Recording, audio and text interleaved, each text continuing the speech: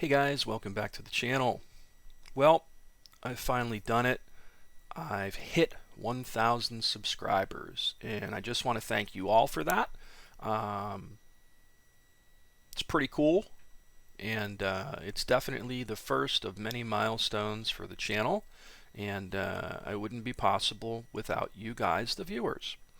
So again, just really would like to thank you because I think that's pretty cool. I mean, I know there are channels out there with millions of subscribers or tens of thousands of subscribers, but you know what?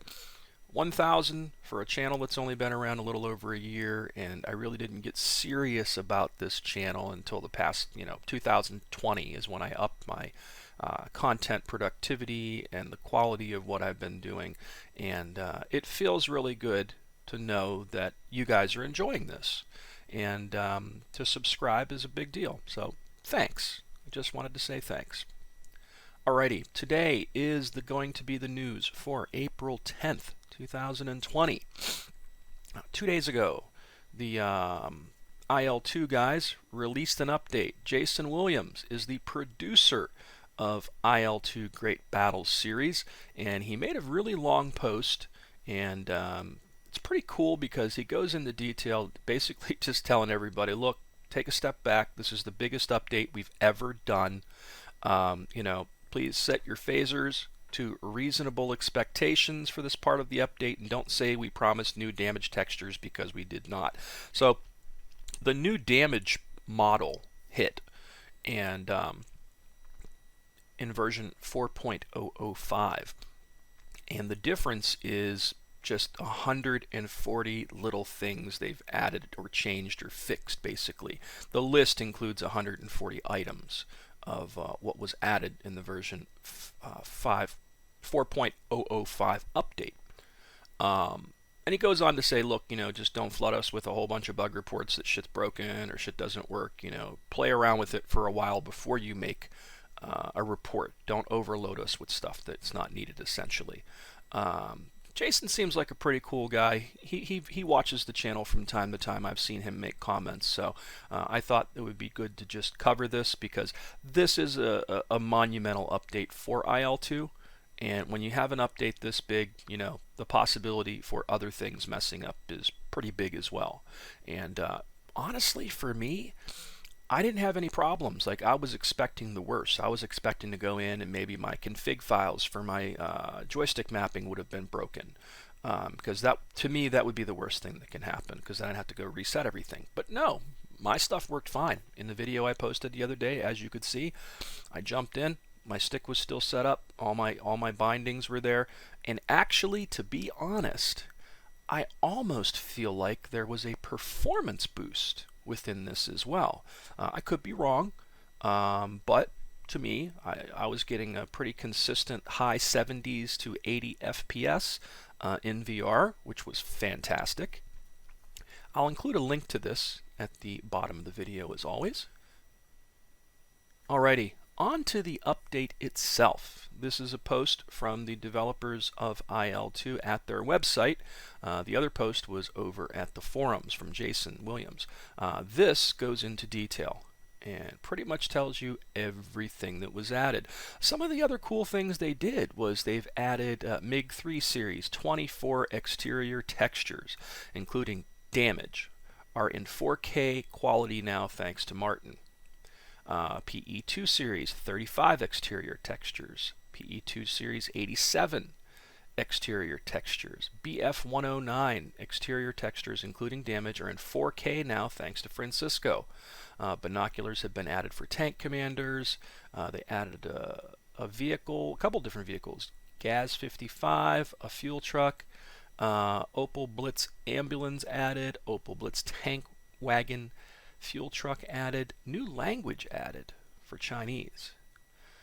Aircraft damage model improvements. This is where it gets deep, and I'm not even going to begin to read this, but it goes on to some of the things that kind of stand out are exploding shells no longer damage the airframe by their initial kinetic energy of an intact shell, only by the blast and the kinetic energy of its fragments. And they go on to talk about, let's see, the modeling and combat damage of the piston engine crank gear became more detailed and takes into account the engine type. For instance, the damage of the crank gear of the air-cooled engines happens more rarely than crank gear of liquid-cooled engines.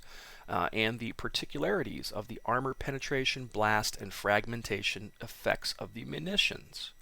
And then it goes into talk about, like, you can like damage specific pistons. The physical model of the engine now differentiates the two types of oil leaks from the engine and from the oil system.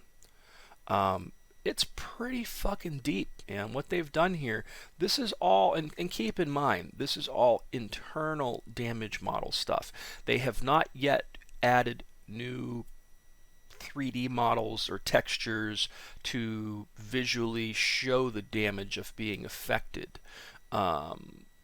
And the main thing is what I recall is every time I'd play 2 out of 3 times, I would cut the wing off of something. And that's something in Jason's post over there that he mentions, that you're not just going to see a wing fly off all the time like you did before, or as much as you did before. And when I took it up the other day and did the mission that I did and recorded it, as you could see, almost everything I shot down had somewhat of a different effect. So there was more variance and randomness to the, well, I wouldn't even say randomness, but it's based on the damage model of what they've done. So I didn't, see 2 things happen the same, basically, because it's taking into effect all these different possibilities of what can occur when those rounds hit the aircraft, based on where it hits the aircraft, based on the kinetic energy of the projectile hitting the aircraft. What is the possibility of it penetrating? What is the possibility of the fragmentation from within? So very cool stuff and very deep. I've never seen stuff like this before in a flight sim, so it's pretty awesome. If only DCS could get their shit together, General damage modeling improvements for all objects in the sim. So the first, 46 cover the aircraft damage model. The 47 through 60 cover general, insufficient blast damage in case of very near explosion or inner explosion has been corrected. Calculations of penetration ability of the combined HE and frag damage is also less abstract. So just so many things. 61 through 76 cover player controllable tank improvements. 77 through 87 are AI improvements, and I noticed this one too. We all know I am not the best warbird pilot, and I do lack the skills and tactics. I have fun still, though. And the AI definitely got a little bit smarter, and it was having a hard time getting behind one the other day. So this has been a pretty decent improvement as well in the AI. Visual aircraft model improvements, tons. What's that? 88 through 103. Other aircraft changes. Open P-51 landing gear bay causes less drag. Flying circus planes will correctly show the dust from wheel effect. BF-109G6 in cockpit sounds were corrected. So many little things. 120 through 134 includes ground and naval objects improvements. Other changes, 135 through 140. VR zoom can be made instantaneous if the default speed gives you nausea. Set the value of the VR speed parameter to 1. It's located in the camera section in the data startup config file. Ooh, I just noticed that one. I'm going to have to check that out and see if I can make my VR zoom any different. Ricochet sounds and graphic effects were added. Physical collision models of European suburban buildings in some blocks on the Arius map now correspond to their visual models. The trees that prevented takeoff and landing were removed from the end of the strip in the Florence airfield. So many things. So I will include a link to this at the bottom of the video, as always. And I can't stress enough how fucking awesome IL-2 really is right now. DCS has a lot of work to catch up and to find themselves in the same, boat and status as these guys are in terms of World War II aviation. So much fun. Okay, I know it's WarThunder, and I know a lot of people are going to go, "Oh, it's a game. What's wrong with you, Rod?" It's an Apache. Who doesn't like an Apache? I saw this the other day and didn't realize this had came out. I knew they had a KA-50, but they've got an Apache. I am really tempted.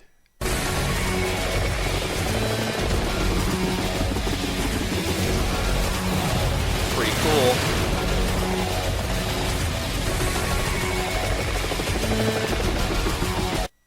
That's pretty exciting. I don't know about you, but I'm tempted. They've got a bunch of helicopters in here now. They got the Black Shark, the Lynx, the Cobra, and the Mangusta. Really tempted, guys. Really tempted.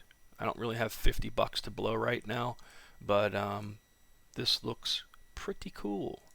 I know it's not going to handle like a real helicopter. I've tried their helicopters before and was really disappointed with the Cobra in terms of trying to control it with HOTAS gear. But this looks pretty fucking cool. And we have nothing for an Apache right now outside of some the Arma 3 thing I saw the other day. Actually, that's something I wanted to include in the news and forgot to. There was an update to the Arma 3 Apache. But WarThunder has an Apache, and WarThunder is a lot of fun, and it's fantastic in VR. Performance-wise, it's pretty insane. I always get like 200 FPS in that. So, well, not in VR, in standalone. I don't know what I get in VR, to be honest, but it's super buttery smooth usually. While on the topic of Apaches, the AH-64D project has posted a video, and one of the guys on the helicopter flight simulation group jumped in to say, "Hello, I'm the project manager of the Apache project mod for Arma 3 based on Franz and Nudit original work. I heard some of you are struggling starting up the aircraft, so here is the first official tutorial for it. Make sure you check it out."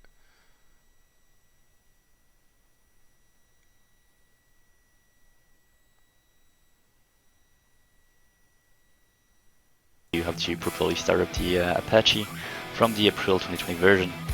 Now, this version includes various bug fixes, but also comes with some improvements, especially on the animations and sounds, and many others which won't be covered in today's video. Hence, I'll skip some steps you are required to do before stepping in the aircraft, such as mission briefing, external pretty cool menu.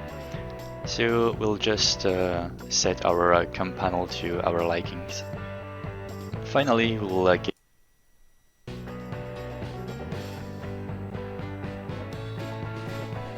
start the APU by clicking on it and monitor the upfront display. I'm going to hit mute because my biggest fear is I'm going to get another hit for a copyright thing, because I swear to God, every time I play a video that has sound and there's music in it, when I post my video, all of a sudden, you know, oh, this belongs to somebody else, blah, blah, blah. It doesn't negatively affect me, but it makes me have to cut things out if I ever want to monetize on the video. So, looking ahead. But this is pretty cool, and it goes into detail of what you got to do to start it up. And from the sound of things, they must have updated this not long ago. I tried this about a year ago, and Arma's really difficult for me. I've never had fun flying the helicopters in Arma. I've tried it. They just did not seem very helicopter-like to me. Something was definitely very different about them. But I will include a link to this at the bottom of the video, as always.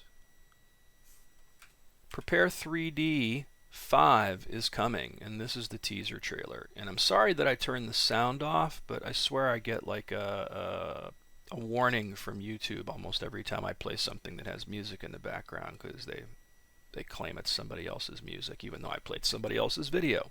But this is the Prepar3D version 5 teaser trailer. Prepar3D version 5 is supposed to be coming out on the 14th of April, I believe, and today is the 10th. It's looking pretty good. At the same time, I've seen an earlier version of this before, and I wasn't that impressed with it, but I'm seeing about getting my hands on this to do a more in-depth review and maybe a series of videos on it, but we'll see. So far, it looks promising, and they use this a lot for military and trainings. Here's another video covering P3D version 5 moments in 4K from Robin Ansko. I believe he's a beta tester for Prepar3D. And like I was starting to say, this is used, it's created by Lockheed Martin, and it's more of a tool for flight and stuff for commercial and military organizations. I'm not that impressed with the cockpits of these things, but it's starting to look pretty good. The earlier version I had saw did not look this good. So the clouds look really nice. The terrain seems to look reasonable. And from what I understand, the flight models are pretty good. I've seen a couple other people do some Prepar3D videos that look pretty interesting. So I'm interested in it, but we're going to have to see. But it is coming out April 14th, and if you want to give it a shot, I'll include a link to these videos and the Prepar3D website in the bottom of the video, as always. In X-Plane news, version 11.50 Beta 2 has been released. It says Beta 2 is not our best work. It crashes on start in Linux and crashes on load for a wide variety of third-party aircraft. We are cutting Beta 3 with these two issues fixed. It should be live in the next 24 hours. We are holding Beta 1 on Steam until Beta 3 is available. Beta 2 is now available. Some of the things they've fixed, I noticed, was there was a bug with people not having enough VRAM. If you have less than 8 GB, don't panic. Common annoying bug report is not fixed here. It's blurry textures. It will use lower resolution textures because it thinks you don't have enough VRAM. Multiple GPUs has been addressed. Oh, and they added support for older video cards that probably can't run it anyway. 600, 700, 800, and some 900 series NVIDIA cards. Plugins. Object drawing and OpenGL for legacy plugins turns out to have been massively borked. VR, the right eye is fixed. It turns out this was broken twice. We have fixed both bugs. So there's a nice variety of possible fixes and things they've addressed in this post, and I will include this in the video notes at the end of the video. All right, the Air Combat Sim podcast has been released, the latest episode. I want to say this is episode 4 maybe. This is put together by the guys who do Fighter Pilot Podcast and then a bunch of popular YouTubers. And it also includes Baltic Dragon, one of the guys who do a lot of work for Razbam on the side with training missions and manuals, and puts together some really impressive campaigns. He's the one that's working with the guys from Fighter Pilot Podcast and what's that guy's CL Lamone on the Raven 1 campaign, and the newest episode is out, and it covers history of BMS, a deep dive. And if you don't know, BMS is the free update, or I guess you could call it a DLC or a complete rework of the Falcon 4.0 simulation. And they deep dive into it. It's about an hour and 35 minutes long. It's a pretty long episode. I will include a link to that at the end of the video, as always. And that's it for today, guys. I have a feeling there's going to be an update for DCS after I post this, because that's almost always how it goes. But IL-2 has really taken up a lot of my time. It's been a lot of fun. I'm super tempted to jump in and get that Apache on WarThunder, man, just to try it out. I've seen some videos. It looks like it can be fun. My only thing is I feel like I'm going to have to use a mouse and a keyboard with it instead of HOTAS, and that doesn't seem like very much fun to me.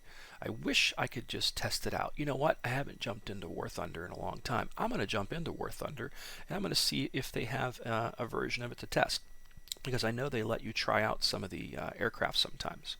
So crossing my fingers on that one, because it does look pretty exciting. And if anybody has any experience with this Apache in WarThunder, please feel free to talk about it underneath of the video there in the comments section. I would love to hear what you think.